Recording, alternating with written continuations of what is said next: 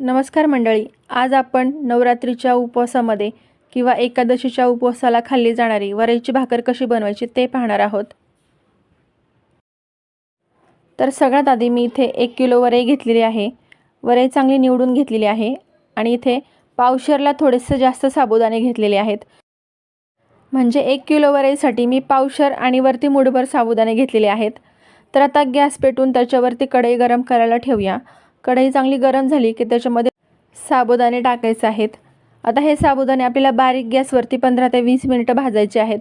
साबुदाण्यांचा colour बदलायला लागला की गॅस बंद करायचा आहे। मध्ये मध्ये तुम्ही हवं तर गॅस मोठा देखील करू शकता, पण साबुदाणे करपणार नाही याची काळजी घ्यायची आहे।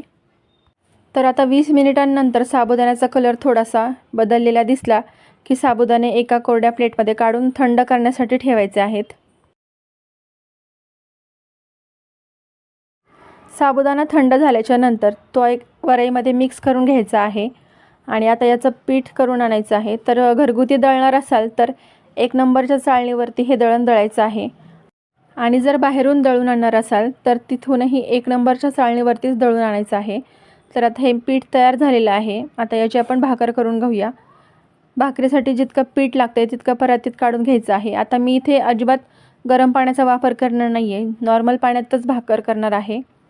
तर हे पहा, पाणी एकदम न टाकता जशी गरज पडेल तसंच पाणी घ्यायचं आहे, नाहीतर पीठ हे पातळ होतं। जर तुम्ही वरईचं पीठ जास्त मळून ठेवलं तर त्याला पाणी सुटून ते पीठ सैलसर होतं आणि भाकर थापता येत नाही। त्यामुळे जशी आपल्याला भाकर करायची आहे तसंच पीठ मळून घ्या। तर आता 1-2 मिनिट हे पीठ मी छान मळून घेतलेलं आहे आणि त्याचा गोळा तयार करून घेतलेला आहे। परातीत खाली पीठ टाकून भाकर थापायला घ्यायची आहे। भाकर थापताना नेहमी सगळ्यात आधी सुरुवातीला त्याच्या कडा थापून घ्यायच्या आहेत। भाकरमध्ये लगेच थापायची नाही, नाहीतर भाकरमध्ये पातळ आणि किनारे जाड होतात आणि भाकर उचलताना तुटते। त्यामुळे सगळ्यात आधी व्हिडिओमध्ये दाखवल्याप्रमाणे आधी फक्त कडा त्याच्या थापून घ्यायच्या आहेत। कडेला भाकरी पातळ करून घ्यायची आहे। कडेला थापता थापता भाकर आपसुकच मध्ये पातळ होतेच, तर शेवटीला वाटलं तर थोडीशी मध्ये थापून घ्यायची आहे आणि आता तवा चांगला गरम करून त्याच्यावरती ही भाकर टाकून घ्यायची आहे। तर हे पहा, भाकर उचलताना अजिबात तुटत नाही। भाकर तव्यावरती टाकल्यानंतर त्याला पाणी लावून घ्यायचं आहे आणि भाकर उलटून घ्यायची आहे। तर तुम्ही बघू शकता भाकरीला अजिबात कुठेही चिरा पडलेल्या नाही आहेत कडेला, किंवा भाकर तुटलेली देखील नाही आहे।